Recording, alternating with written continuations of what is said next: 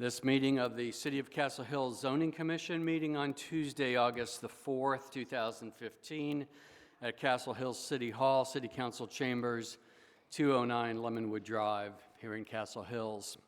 Seated tonight on the commission from your left would be Ms. Jana Baker, Mr. Scott Gray, Mr. Mike Flynn, and Chair Joe Isbrand. That's item number one. Item number two, consider approval of the minutes of the July 7th, 2015 Zoning Commission meeting. Members, are there any changes, additions, anything to those? Mr. Flynn, anything? No. All right, may I have a motion to accept, please, from Mr. Gray? Seconded from Ms. Baker. All in favor?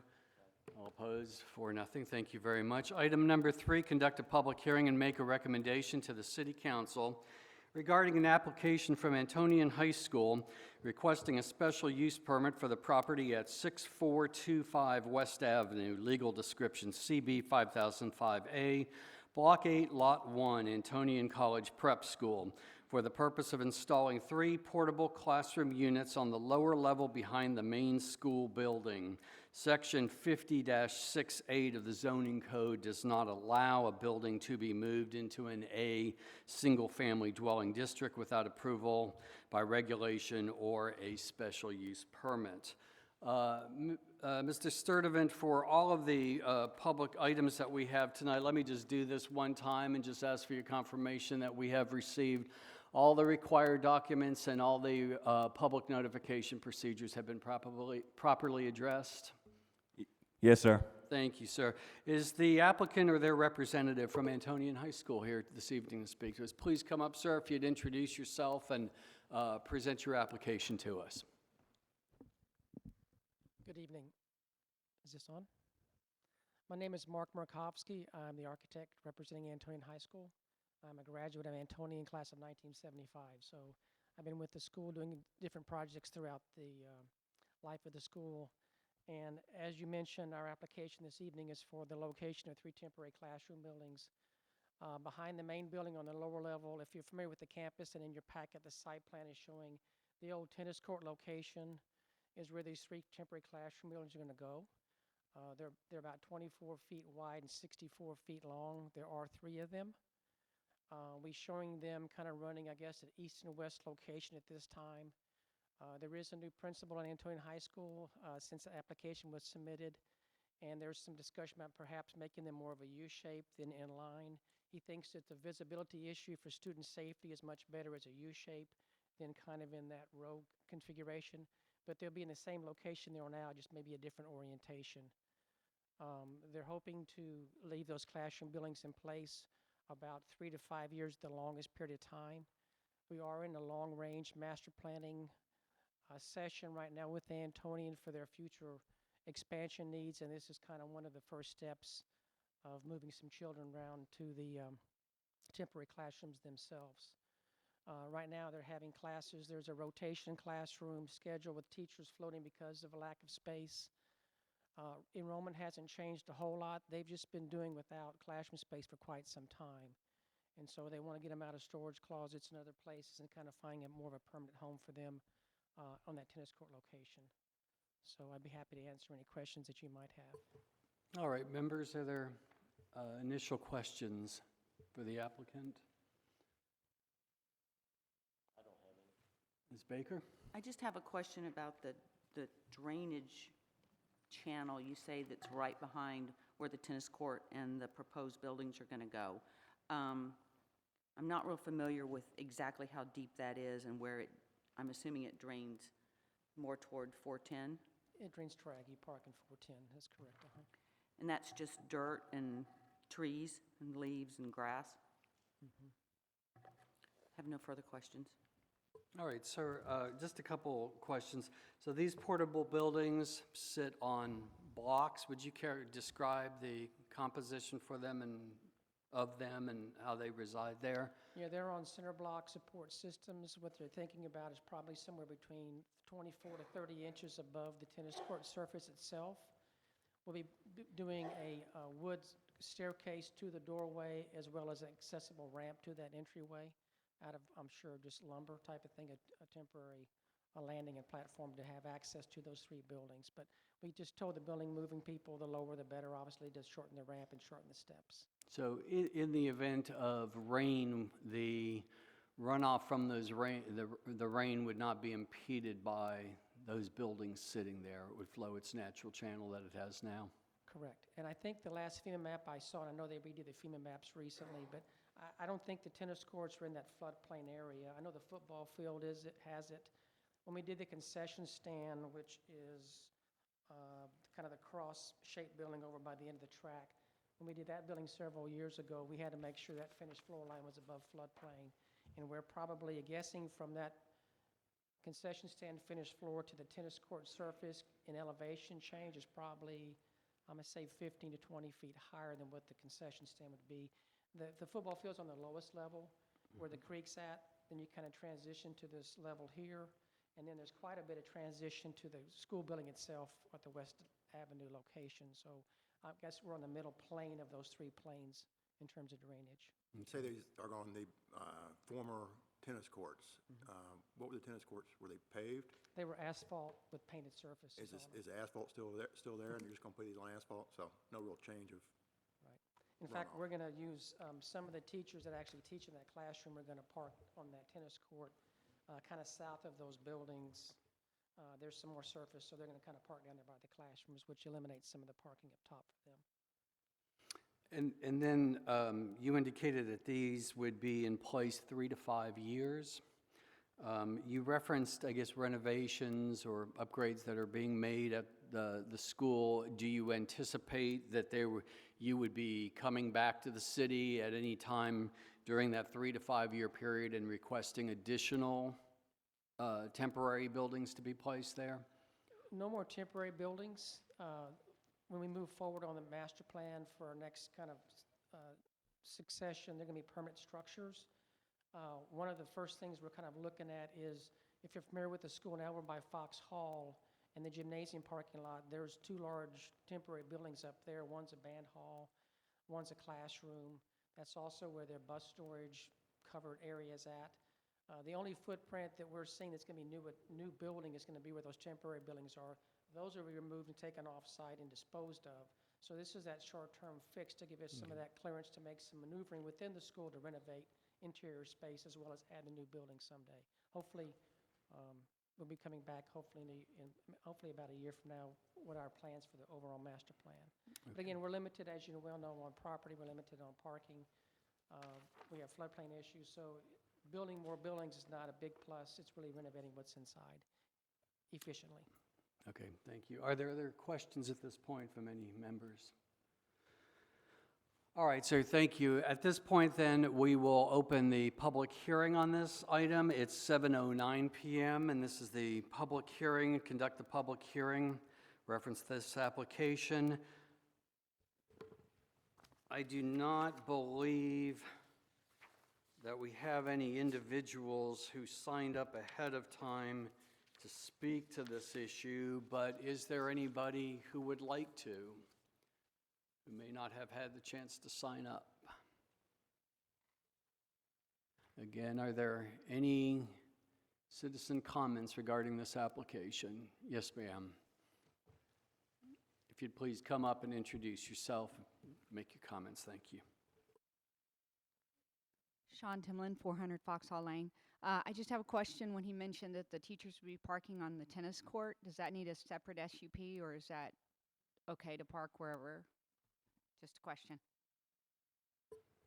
Well, I think perhaps we'll ask that of the applicant. Your intention is your intention for that area to be designated a parking lot, or are you using that as temporary parking space? A temporary parking space. Okay. And they are looking at 3 cars parking down there. That's the extent of the parking area. Again, it is an asphalt surface. It really is just for the teachers to be close to the classrooms for carrying pieces and parts into the temporary classroom. Once those are gone, the tennis court actually goes away, and the temporary classrooms go with it, along with the 3 parking stalls. Okay, thank you. Ma'am, did I answer your question? Okay, thank you. Are there other members of the community who would like to be heard on this matter? All right, hearing none, we'll close the public hearing at 7:11 PM and resume our meeting of the Zoning Commission. Members, do you have any other questions for the applicant? And if not, we'll entertain a motion. No questions? Do we have a motion, please? I make a motion that we recommend to the city council approval of the request. All right, a motion from Mr. Gray. Do we have a second? Second from Mr. Flynn. Is there any other discussion on this matter? All right, then we'll take a vote. All in favor of the motion to recommend approval, signify by raising your hand. And we have a 4-0 vote. Thank you very much. Thank you very much, sir. The recommendation will be advanced to the city council at its next regularly scheduled meeting where they'll make the final determination on this. Thank you for being here tonight. 7:12. All right, item number 4, conduct a public hearing and make a recommendation to the city council regarding an application from Northeast Independent School District requesting a special use permit for the property at 1601 Jackson Keller. Legal description CB 5682C block, lot 6, for the purpose of installing 2 portable temporary buildings to have adequate temporary classrooms available for the upcoming school year. Again, section 80-68 of the zoning code does not allow a building to be moved into an A single-family dwelling district without approval by regulation or a special use permit. Is the applicant or their representative here tonight? Would you please come up, introduce yourself, and present your application to us? Mr. Chairman, members of the committee, good evening. My name is Jorge Cabello, and I'm the Senior Director of Construction Planning and Design for the Northeast Independent School District. And we bring before you an application for 2 portable classroom buildings, 4 classroom units that the school district needs for the upcoming school year. Out of the 2 buildings, each building contains 2 classrooms, total of 4 classrooms. So out of the 2 buildings, 2 classrooms are needed for this coming school year, 2015-2016 school year. The second building will be needed for additional growth that we project in the next school year session. So the 2 buildings that we are recommending for your adoption, we would like to install and connect one so that we can have 2 classrooms available for this coming school year, and we will connect the next one in the following school year. At least we are positioning those 2 portable buildings at the campus site. We have done a comprehensive evaluation of our enrollment, and we have seen a spike, an increase in the enrollment there at Jackson Keller Elementary School, which is a good thing. It's an indicator that our schools at Northeast, especially the school there at Jackson Keller Elementary School, is increasing in enrollment. So we have to accommodate those students that we know will be showing up come August 24th. So I believe we have all the information, and I'll be prepared to answer any questions that you might have. Could you just clarify for me, when you say connect the building, that you would connect one now, one in the next school year, what does that mean? They're 2 independent structures. Uh-huh. Each structure has 2 classrooms, Uh-huh. and we will connect one of those structures, 2 classrooms. By that I mean we'll connect the electricity, the intercom systems, the data, and have those accommodations ready for first day of school. Okay, great. All right, members, are there initial Yeah, I have a questions? question. Mr. Gray? Thank you for your application. I wanted to ask, recently there was an expansion to the school, and now we're bringing in temporary buildings. What's the reason for that? Is there going to be more expansion coming? Good question. As part of the district's 2007 bond program, we removed portable classroom buildings Right. that were on site. I don't recall how many they were, but there were a good 8 to 10 classroom buildings that were removed because we replaced those by permanent structure, a 2-story classroom addition project. We have seen an increase in the student enrollment, student population, and there's other strategies that the school district has employed, such as reducing a number of students per classroom so that we can have a higher concentration between teacher and student. So that creates a need for additional classroom spaces. So increase in enrollment, increase of students coming into the Jackson Keller attendance area, plus other strategies, creates a need for 2 additional classrooms this coming school year, and another 2 classrooms the following school year. And tell us again your planned time that those temporary buildings, how long will they be there? The district's philosophy is that as we adopt and pass new bond programs, is to go to existing campuses and remove portable temporary classroom buildings with permanent classrooms. Here at Jackson Keller, I do not have a good answer for you at the moment as to how long those two buildings will be in play. We're anticipating that as the enrollment continues to increase, there is not much available land that we would like to continue bringing in portable buildings. So we would probably do other strategies such as boundary realignments, which might not be a popular thing. In other words, we would take other options, sending students to other nearby campuses. I don't think it will be the recommendation of the district at this point to continue bringing in portables as the population increases at that campus, because we have the other concern of core capacities. Our cafeterias, our gyms can only be able to accommodate certain number of students. So we just cannot continue bringing in portable buildings. So I anticipate that this would probably be the maximum that we will be coming before City of Castle Hills with a request for portable buildings. And again, you expect eventually you will build to replace, because of the higher enrollment, the temporaries will be displaced by building again. Eventually, yes. That the district philosophy is not to continue having portable buildings. I'm not sure we would build new facilities for the 4 classrooms. We would probably do some renovations within the interior of the campus to see if there's some spaces that we can reaccommodate and convert to classroom space. And I'm talking maybe storage areas or repurposing existing interior spaces to accommodate these 4 classrooms that we are asking for your consideration. Thank you. Are there other questions, Ms. Baker? Yes, sir. As you look at the 2 portables, there's one that's darker in color. Can you tell me what the setback is for that building from the property line or the edge of the school property line? I'm going to ask the architect who's here with us, Mr. Tony Scarnato. He has a drawing. Tony, what is the setback? To the portable building, if you want, you can come up and look at it. On the northeast side of the property. That one.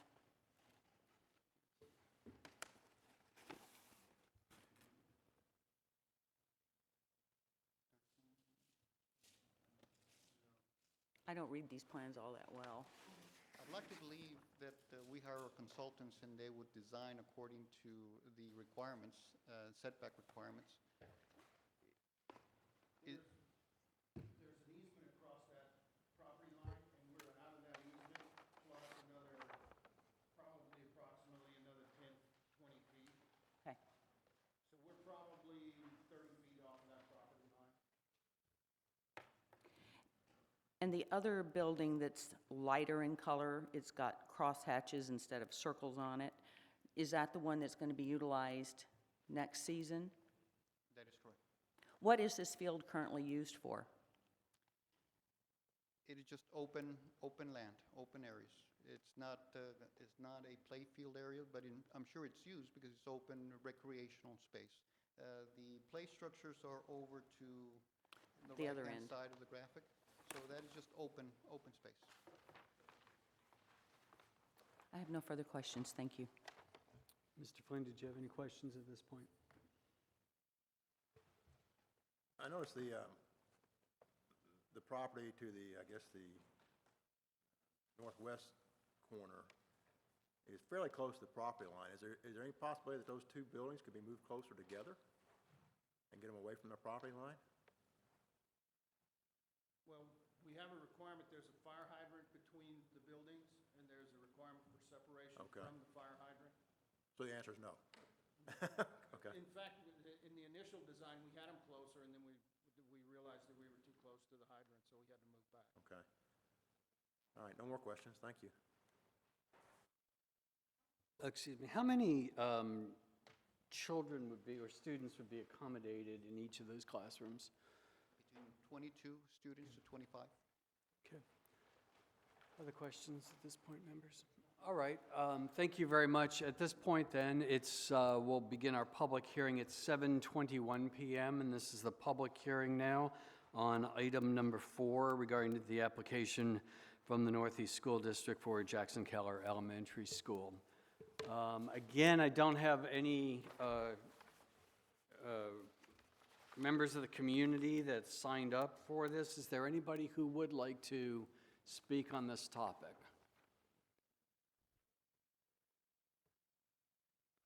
Don't be shy. Anyone who would like to speak on this topic? All right, hearing none, we will close the public hearing at 7:22 PM. Are there other questions from the commission members before we ask for a motion? Okay. I'd like to ask the same thing I asked the other gentleman.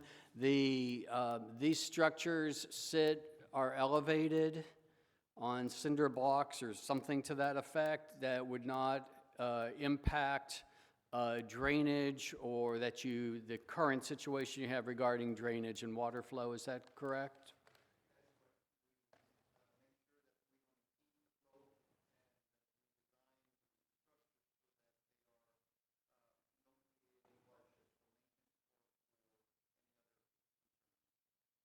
And can you just answer for me, so when I look at the map here, the building to the south, on the southeast side, seems much farther from the property line than the one from the northeast. I'm presuming my directions are right, northeast and southeast. Can you tell me why that is?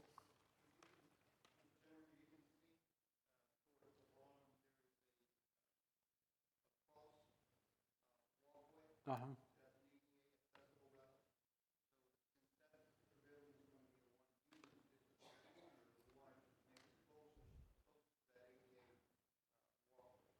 Okay.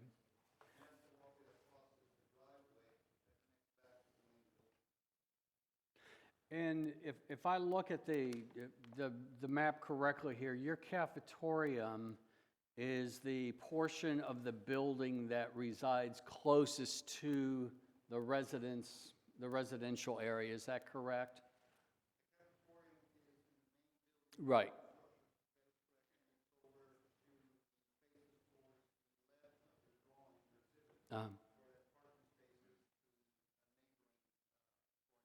Okay. Can you help me understand what is the distance difference in feet or whatever from this property line, if we were to draw an imaginary line down here, about how much difference is that?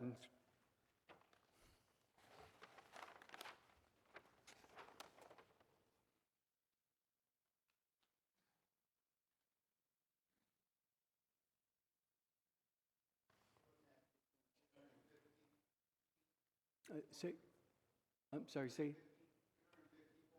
I'm sorry, I probably asked it the wrong way. The distance this way, this is closest to this property line. This is recessed farther.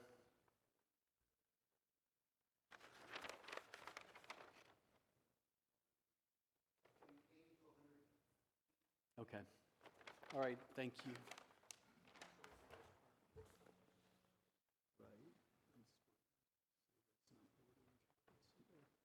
All right. Do we have any other questions from the commission? Hearing none, do we have a motion? I move that the presentation be recommended to the city council for their consideration, For approval? for approval. Okay, so Mr. Flynn has made the recommendation, or made the motion to recommend approval to city council, second from Ms. Baker. Is there any other discussion on this item? Hearing none, we'll vote. All in favor, please indicate by raising your hand. It's 4-0. Thank you very much for being here tonight, sir. Thank all of our representatives from the education field for being here tonight. We appreciate what you do for our kids.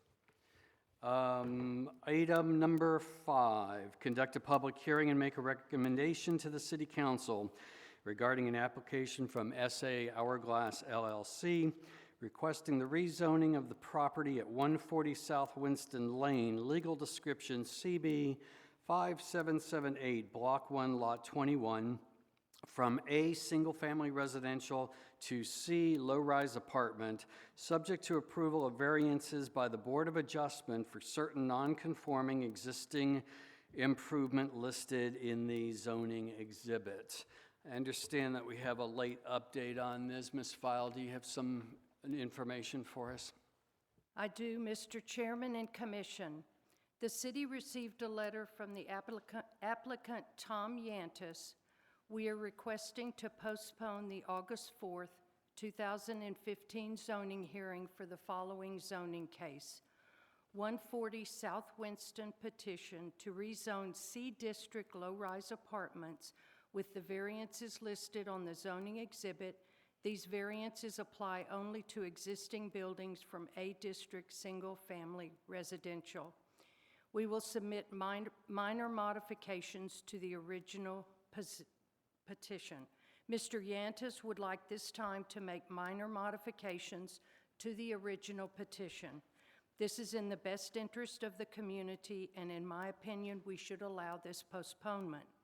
It will require a vote from the Zoning Commission, and in the motion, please include this application is postponed and will be heard at the zoning meeting October 6, 2015 at 7 p.m. if this fits with the petitioner's timeline. All right, thank you very much, Ms. File. Members, that's the status on this, a request from the applicant for postponement. If we are to postpone, we will need a motion and to, of course you can, and to establish a date at which we would then hear that application. Yes, Ms. Baker. Ms. File, does this mean that if there's a postponement granted, do they have to re-notify the citizens that were within the 200 and 500-foot barrier, whatever their changes and modifications are? Yes, ma'am. What we will do is we will first of all, they'll submit their minor modifications. They will be charged the fee again. We will notify everybody, and I apologize, but I was just notified that October 6th is National Night Out. I had not had it. Thank you, Councilwoman Winger. So if the Zoning Commission wants to meet on October 7th, which would be a Wednesday, but the motion would have to state the date, and October 6th, since we like for the community to participate in National Night Out, we would probably have to make it another one. But to answer your original question, yes, all the notices, all of that goes back into motion, so to speak. Thank you.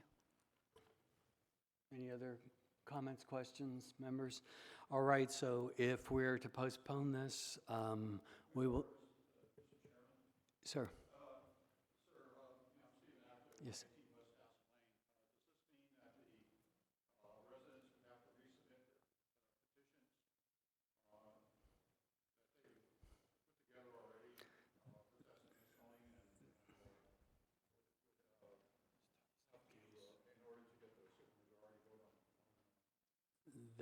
Those petitions will still stand because it's still the application at 140 South Winston, unless they changed it dramatically, but we don't vision that. And I presume that whatever change is made, that you would certainly have access to it if you wanted to modify your petitions or anything along the way, but no, sir, it would not require a resubmission. Okay, so. I have another question. Sure. What happens, Ms. File, if the postponement is turned down? What is their recourse then?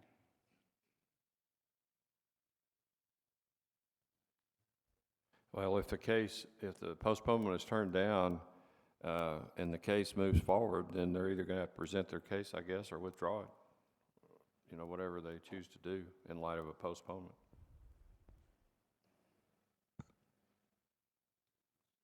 I don't know. Okay, any other questions? So to move to postpone, we would need to vote on a motion that would be to postpone on this matter specifically until a future date, keeping in mind that when they come back, they have that 30-day public notice obligation, which would mean the earliest they could come back before the commission would be that first week of October.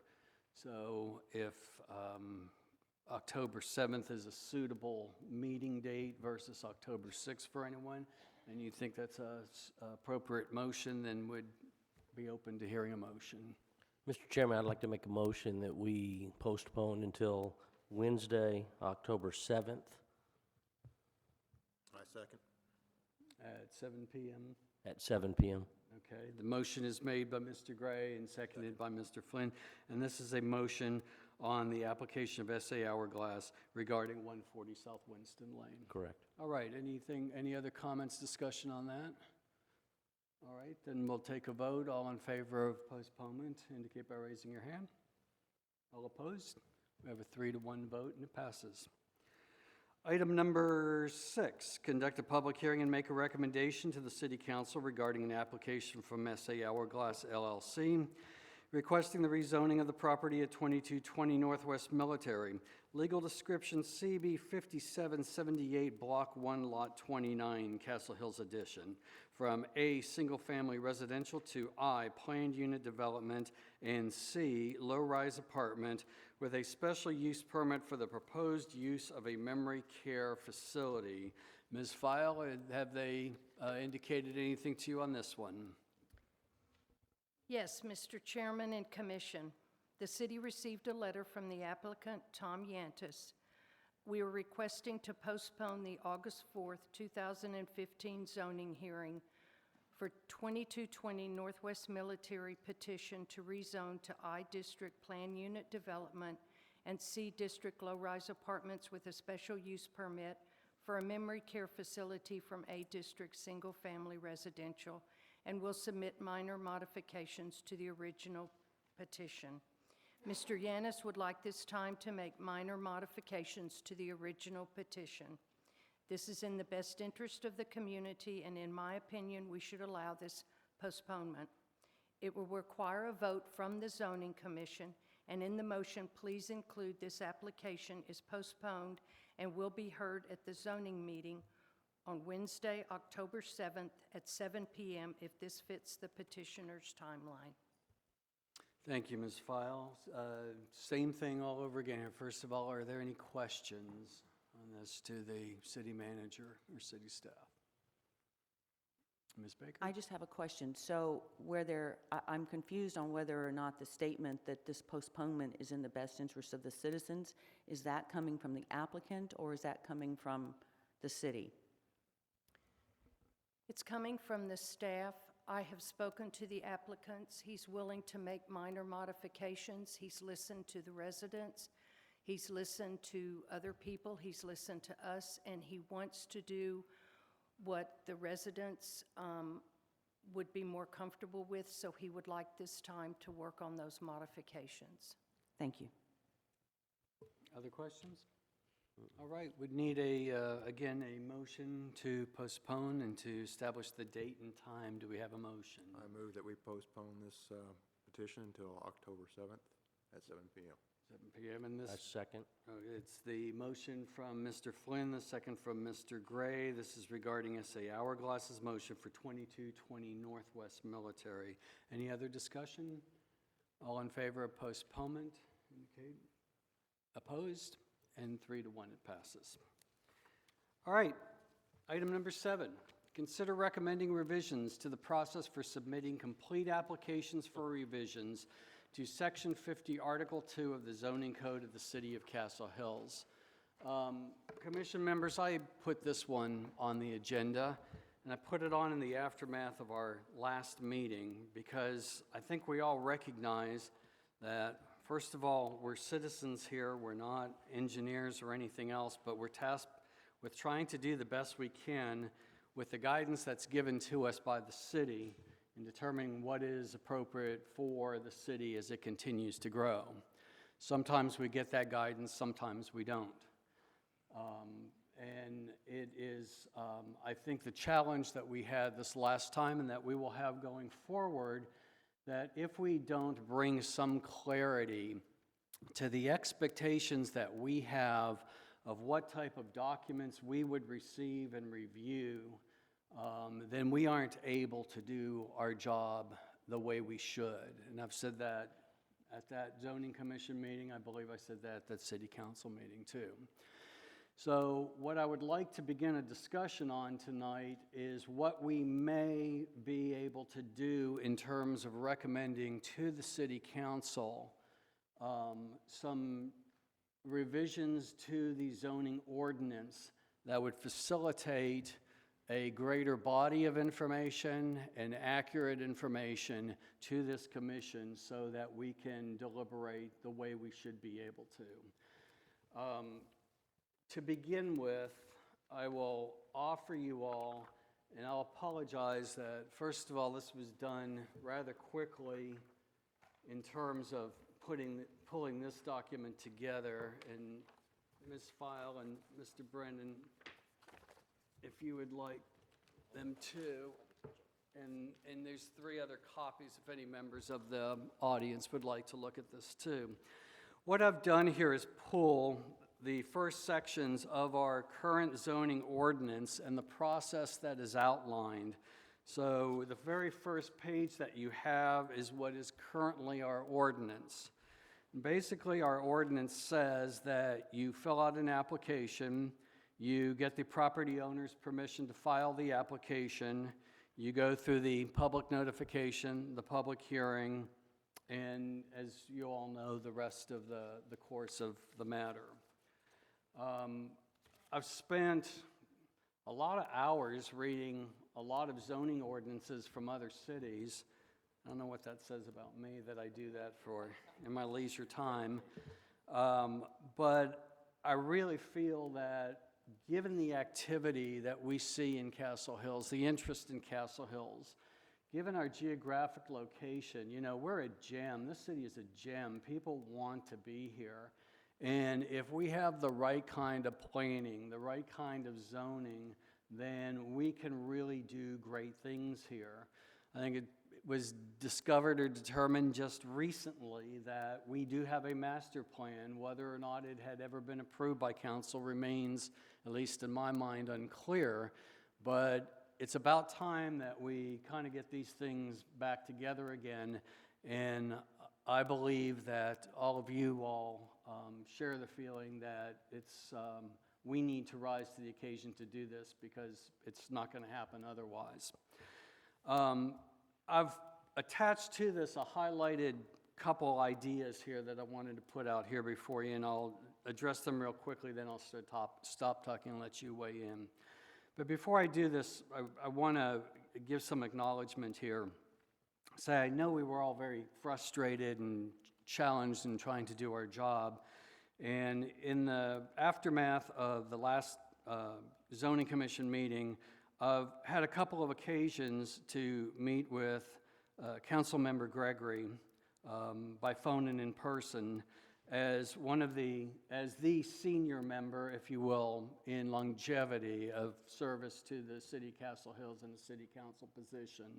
So to my mind, I felt that he brought a historical knowledge and a lot of great insight to helping us to look at what some of our options might be and what we might be able to do.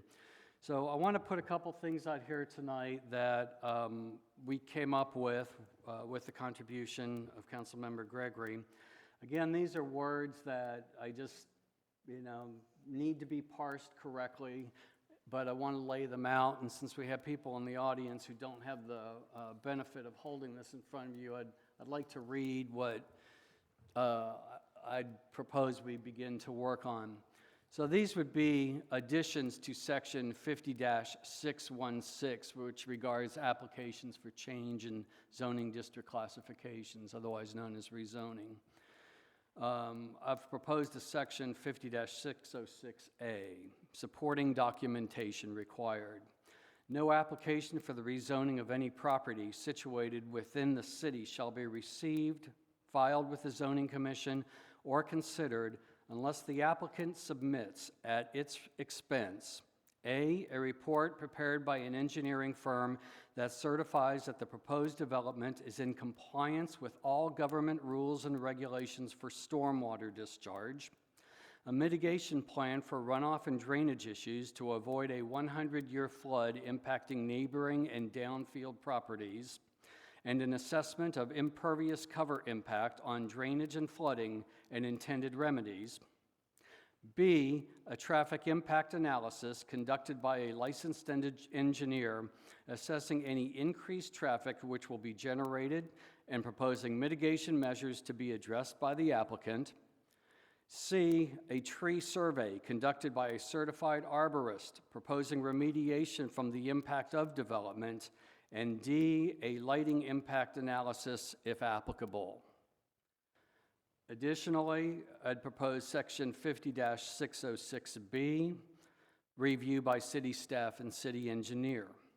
All completed applications and associated documentation shall be reviewed by the city staff and city engineer to ensure compliance with all applicable codes, and a written report providing a preliminary assessment of the application shall be submitted by the city engineer to the zoning commission prior to any public hearing. Now, members, this isn't going to address all the issues that we have on our plate, but I believe we can start by requiring that we have a more complete set of documentation to begin to assess applications that come before us, as well as the independent city engineer's report, which I think we also desperately wanted to have a few weeks ago when we last met. So again, those are words to be parsed, ideas to be worked with, but I wanted to bring some initial thoughts to the table tonight, solicit your input on them, and then based on that, we can determine what an appropriate course of action may be. Would anyone like to comment on this? Mr. Chairman, I'd like to, first of all, thank you for taking this initiative, because over the last few weeks, as we know, we've been through some tumultuous conversations and some actions, been thrown under the bus by some of the city council people for doing what we can do within the powers that we are given as the zoning commission, which I'm not very appreciative of that at all. I applaud the fact that we are going to have a better process. I'd like to take some time to review this and then compare with what, again, I applaud you looking at some other cities and what they're doing, because we need to make this process better for all of us, and for, like you said, we live here, right? And Mr. Gray, if I could make an observation about that, what I've been able to determine as best I can from what some other cities do is in their application process, they require this. Some of them don't have it written into the zoning ordinance. However, my feeling has been, particularly since we are challenged as a city in our record keeping, our archival systems over the course of years, that if this is important enough to us as a city, we should put it in the ordinance where it is there to be seen permanently, if I you will. totally agree with You will that. see some differences. You bet, and also I would hope that we would solicit some input from some others that are smarter than us or me in this case, input from the citizens. I don't know what that process would be to make sure that we include, 'cause we have some pretty smart people live in Castle Hills and have a lot of knowledge. And again, I've been on the zoning commission a short period of time, and it's a challenge because, you know, some of us are not experts, as you said, in the engineering, the civil engineering area for water drainage and things like that. So if we have a good data package, as I would call it, that the zoning commission is presented with plenty of time to be able to digest it, understand it, and come to this table so that we already have a good idea. We clearly did not have a good idea on the PUD that was proposed this last time, and we couldn't answer the questions. So do we as Castle Hills want to be considered as non-business friendly? I don't think so. I think we want to be able to let people come and propose actions to be heard by the zoning commission, and then we can act in an impartial manner and make a decision and a recommendation to city council. So again, I applaud it. I want to be a part of it, and I'll do whatever I can to help. Ms. Baker? I've only read it cursorily, if I can't say that word, but on section 50-616A, I would like to see something about the sewer or septic issues that can be created. I think it would be advantageous to the zoning board to be given notice and the documentation well in advance, at probably the same time that the citizens are receiving their notice, because I think everybody up here has a job, and we need time to investigate and study these documents, because most of us aren't engineers, and so I don't know if that's within your proposed changes. Everything is open for discussion. Again, this is just intended to be a thought starter, so I'd welcome all input on it. So we have a lot of talking to do. Yes, we do. I'd like to ask you also, what is the process? Do we have the authority to change these documents, or do we have to go to city council and recommend, and then they would adopt, or how does that work? We would recommend to city council adoption of revisions to the ordinance. Okay. It would come from this commission, but the final action would come from the city council. Of course, in the process, and you had alluded to this earlier, Mr. Gray, we would also have a public hearing on this. Okay. So it's not that this is going to be done and over with. As you say, there's a lot of great minds that we could use the ideas from on this. I'd like to also commend you for putting this together, and I agree with some of the comments that both the other commissioners mentioned. I think there's some value in this, and I think that it's going to require just a little additional thought, and I'd like to have time to think on this a little bit, maybe discuss it in our meeting next month.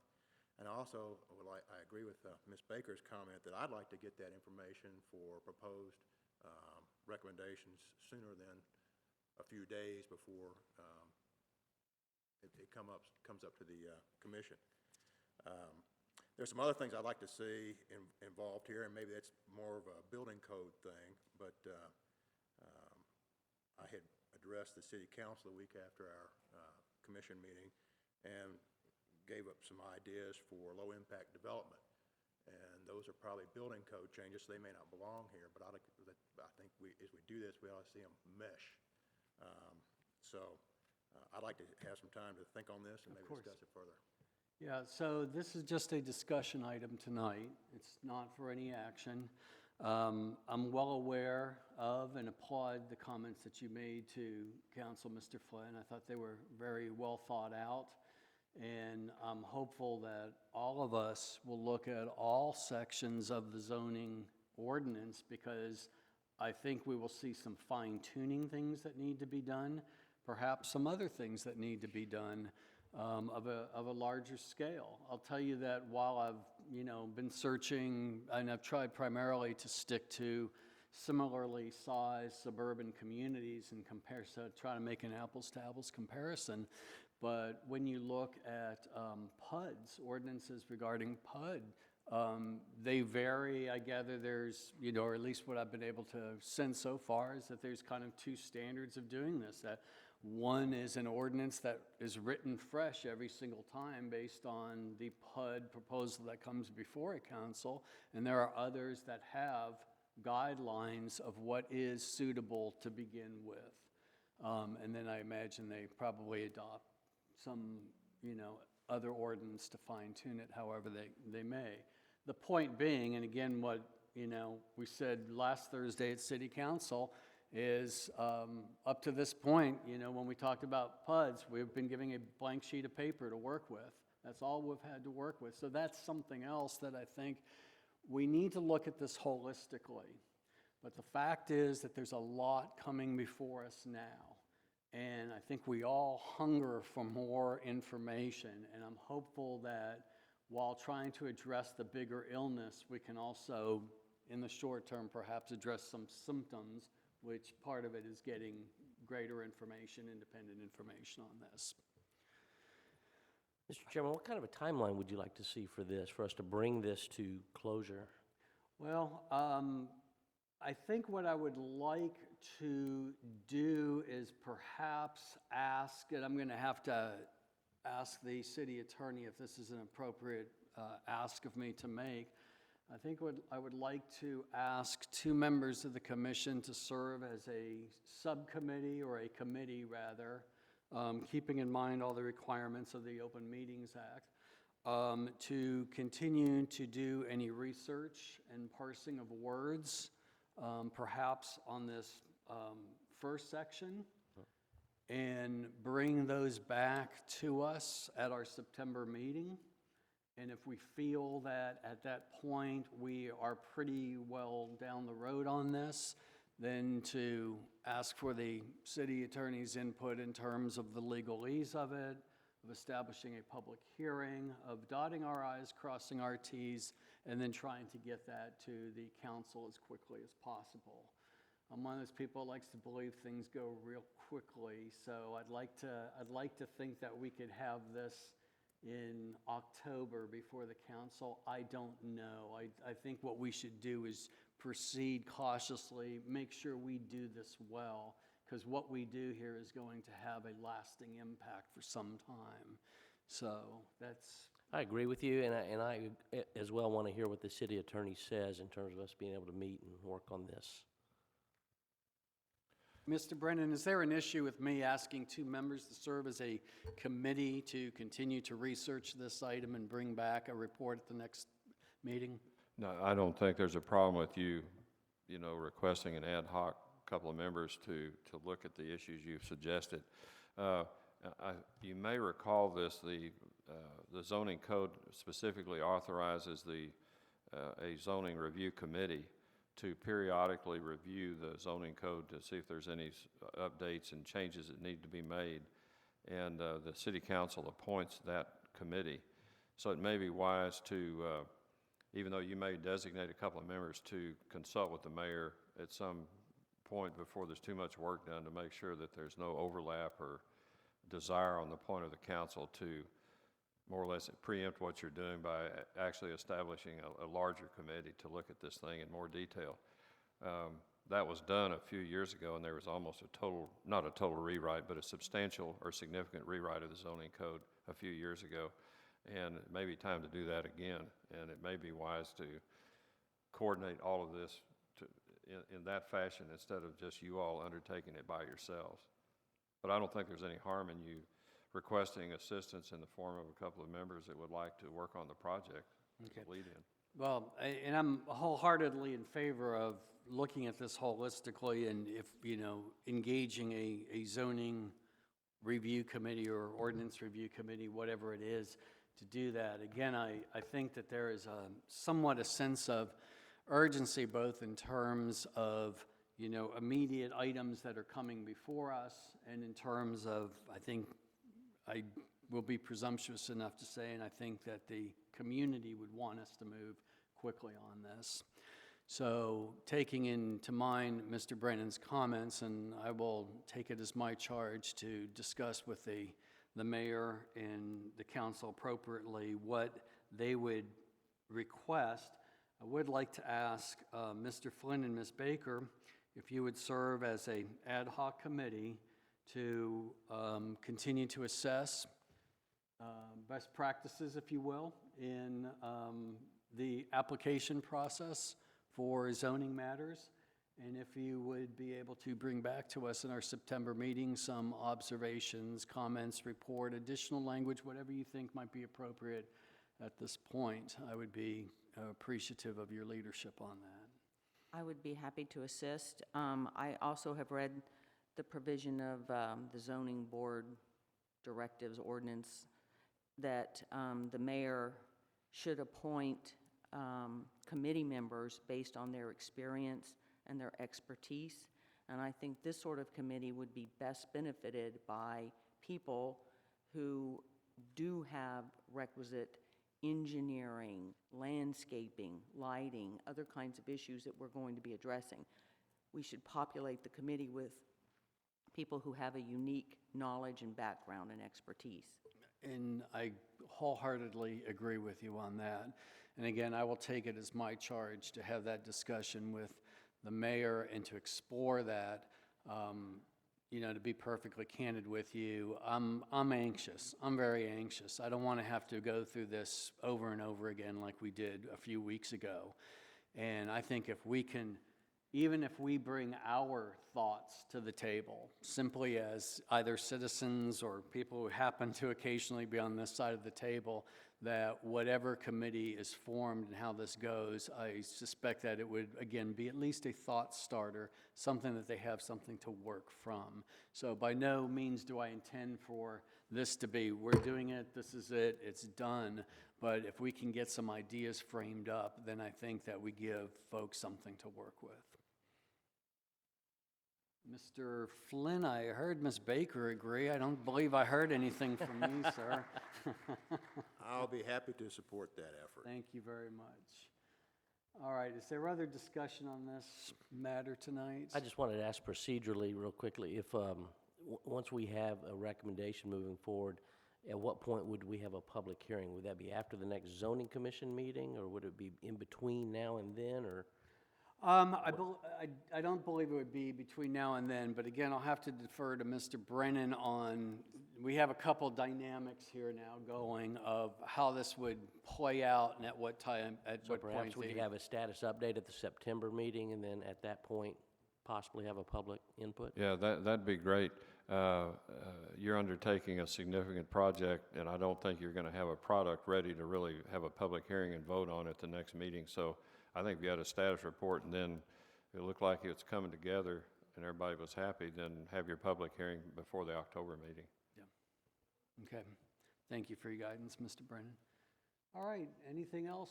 Members, it's only 7:58. I know you're not accustomed to leaving while the sun is still out. Would anybody like that? Mr. Ackley, yes, sir.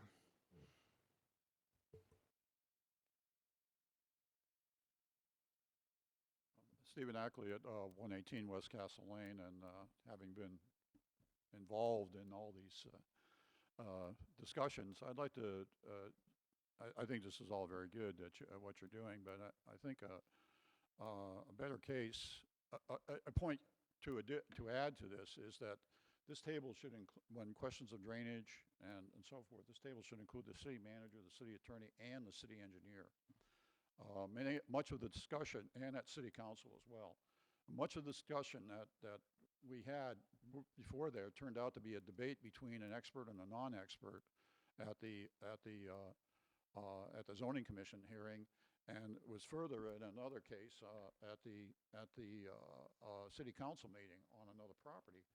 And the city engineer could have been quickly referenced to do those things, and it would have saved a lot of time and effort in the hearings themselves if there was the city engineer was involved right here. Just wanted to make that. Yes, sir, thank you for that. And again, that's why one of the proposals for revisions that I have here is a submission by the city engineer that after they review it. So whether it's in person or in writing, and ideally in person is, better, but that aside, that we do have the input one way or the other from the city engineer before we move forward on these going forward. All right, members, anything else for discussion tonight? I guess we're going to hear from the folks in the audience. Mr. Bella?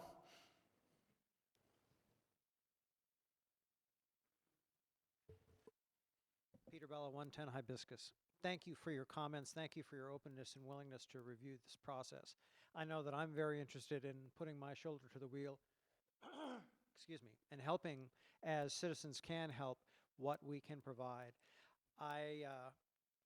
know that you'll realize, especially from the list of folks who had signed up to speak on the items that were not heard tonight, that we've got quite a few interested citizens. So I would offer that there might be a great advantage to the city of Castle Hills in having a public meeting, a public workshop in which the citizens were invited to give input, because I think that just as you see that in the specifics brought by these different rezoning cases, there are folks who really step up to the bat and have great ideas. I especially appreciate Mr. Flynn's comments and thoughts on the low impact development. All in all, I think that there's a terrific opportunity for public input in this process, and we, the citizens, have a lot to offer. Thank you very much. I agree with you completely, Mr. Beller. Thank you for stating that. Somebody else wanted to say something? I'm sorry, ma'am. I'm looking at the other side of the room, and my glasses need to be changed here. Please come up.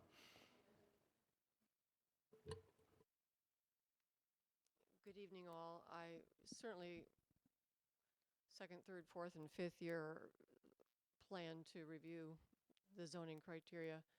And I would emphasize, as a matter of fact, one of the lines from my timed 3-minute talks that I was going to give tonight was to really implore the zoning commissioners to recommend to City Council, however that works, to either, one, remove PUD zoning designation from our menu of zoning options, or two, have it extensively rewritten with vision that supports how we see Castle Hills developing, and guidance that would let future developers come in and know what the ground rules are before they even submit a PUD request, and would also serve to protect the citizens and our city's growth in the manner that we would want it to happen.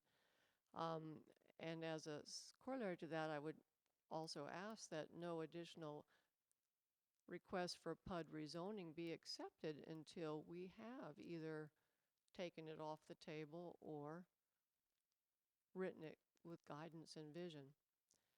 It would make everyone's job, I would think, easier to judge an application if we had those kind of guidances. And Ms. Gisbrand, you mentioned two possible ways for PUDs to be written, PUD ordinances to be written. I think what I'm envisioning and hoping for is the more global overview. What do we in Castle Hills want? These are our visions, this is our guidelines. The other way to do it is more something I would call sort of push-pull, where somebody presents a PUD plan, which may or may not fit with any vision or master plan that we have, and then we reflect it back by just writing down ordinances that come directly out of their plan. I think that lets them be in control. I think our city fathers and citizens' goals and master plan need to be what's in control. So of the two ways to do a PUD ordinance, I certainly favor the more global theory coming down to fact rather than facts dictating a specific ordinance each time one comes up. So those are my thoughts. Thank you very Leslie. much. Appreciate your thoughts. She brought up another issue that I think we need to dust off, and that's the master plan. It's there, and it's been ignored for a long time, and I So, think we yeah. need to revisit that. And I don't know that that's an item for the zoning commission, but it is an item for the city council, and I think that the council members understand the value of it, and there's been some very positive discussion about Well, the it. master plan is what guides all of us, and it particularly guides zoning, and so I think that they do go hand in hand. So I think our recommendation from council should include something about revisiting the master plan, Yeah, at least paying attention to it. Don't get me wrong, I'm not disagreeing with you on it. I don't think it's necessary ours to initiate here. I do agree with everything you say, that though, that it does go hand in hand. But yes, we need to find out where it is, what was ever done with it, and whether it needs to be revised, because it will have long-term influence, short-term influence on what we do, absolutely. Yes, sir.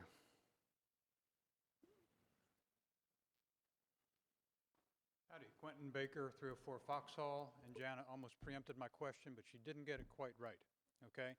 What I do recommend is that the zoning commission recommend that inclusion of a mandatory review for any development against our master plan. Okay, that zoning commission can require such that a developer comes in and in writing says they reviewed the master plan and do or don't comply with it. Okay, that can be a mandatory submission. That creates accountability to any developer to our city's master plan. That's a key linkage that we have to have. Then it can come to zoning, and you can then vet it and see if in fact they've lived to our master plan. To an earlier comment, our master plan is in effect. 1997 City Council vote unanimously approved the master plan. It's on record in city minutes. It's there, definitely needs to be dusted off, okay? And revisions needed. But from your standpoint, it's that accountability link that we need to get. And that's a simple ordinance that can say, put in a mandatory report for compliance with the master plan. Thank you. I appreciate you mentioning that, and the intention, I'm sorry, I appreciate you mentioning that, and the intention that I had when I referenced in this, you know, government rules and regulations, is we can, as a city, establish rules as well as regulations, and I think we're thinking along the same line there, so I appreciate that comment. Clearly, there's a lot of positive energy that can be contributed to this effort. It would be my hope that we can focus on the positive, working together, and really, you know, we've been presented a great opportunity here, something that needed to be done that perhaps had been overlooked for, you know, far too long, and it's an opportunity to get it right. And I appreciate the willingness of the members here and the residents here to stand up and say, we want to constructively be about Castle Hills. We want to do something very positive for Castle Hills. With that said, again, I truly appreciate the counsel that Councilman Gregory has given me in helping to get this started. I appreciate the willingness of the commission members to persevere with all the things that come before us, and hopefully with the support and engagement of the community, we can move forward in a very positive and constructive way going forward. It's 8:07 p.m. Do I have a motion to adjourn? Ms. Baker? I move that we adjourn. Surely a second that. second. Thank you, Mr. Flynn. All in favor? It's 4-0. Thank you very much, everyone. Good night.